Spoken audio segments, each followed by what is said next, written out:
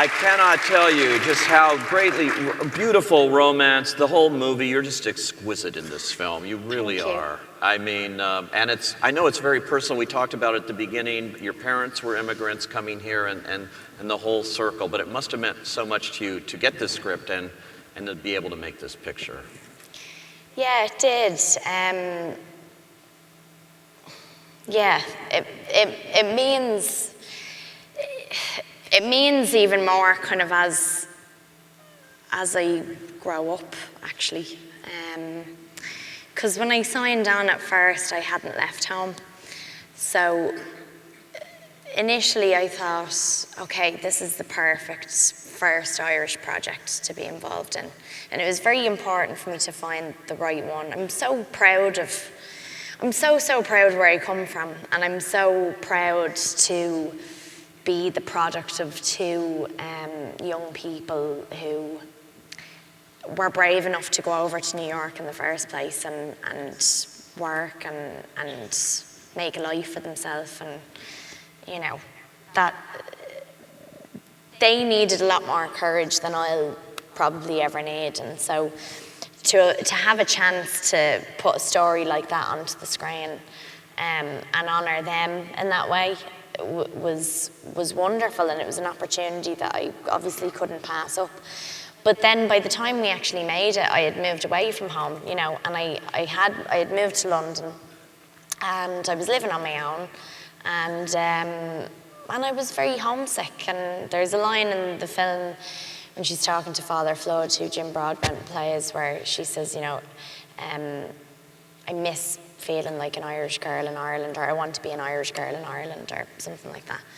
And I know that feeling. I know what that feels like. And when you are the type of person that has very strong roots, and you are very proud of where you come from, but you know that you just kind of need a place that's bigger than Ireland or bigger than home.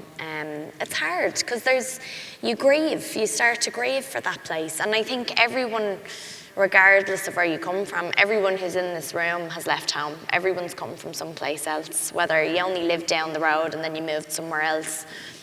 We've all had to make that step outside the front door and go off on our own, and it's terrifying. It's really scary, and it's exciting.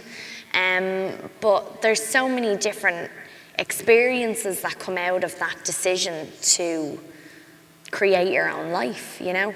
And so this was something that I was going through, and I was realising as I was making the film, and the film helped me to realise that it would take time, that nothing could expedite the process of getting over homesickness and suddenly just feeling completely relaxed and yourself and finding yourself in a new place. It just takes time, you know, and that's also very scary as well, because, you know, human nature is that we want answers and we want to know what our reality is going to be and all that sort of stuff, and it's very scary when you don't. But as this has gone on and we've made the film and I've gotten used to living away from home, and now we're doing all of this and we're kind of coming to the end of it now, and I'm now living in New York, and the film just always, it's like a friend that comes to me whenever I need it. The dialogue that Ailish says at the end when she says, you know, you'll feel so homesick, you'll want to die, and there's nothing you can do about it apart from endure it, but you will. That's advice that I give myself all the time, you know, and that's something that the film has given to me. I didn't give that to the film. Nick and Colm and John and all of these brilliant people who created this have given that to me. And I'm very, very proud of that. You know, I'm very proud that this is something that it goes beyond a film. It's something that I'll carry with me for the rest of my life, you know.